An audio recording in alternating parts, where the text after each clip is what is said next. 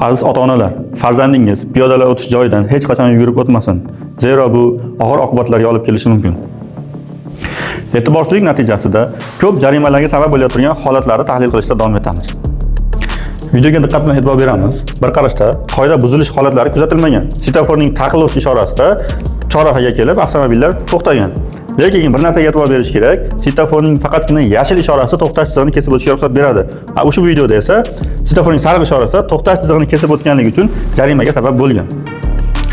Aziz haydovchilar, svetoforning sariq ishorasi qizildan keyin yonsa ham, yashildan keyin yonsa ham harakatlanishni taqiqlaydi.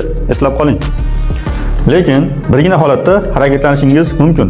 Yo'l harakati qoidalarining 42-bandida svetoforning yashil ishorasidan keyingi sariq ishora yonganda yoki tartibga soluvchining qo'li yuqoriga ko'tarilganda, qoidalarning 41-bandida nazarda tutilgan joylarda keskin tormoz bermasdan to'xtashga ulgura olmaydigan haydovchilarga harakatlanishni davom ettirishga ruxsat etadi.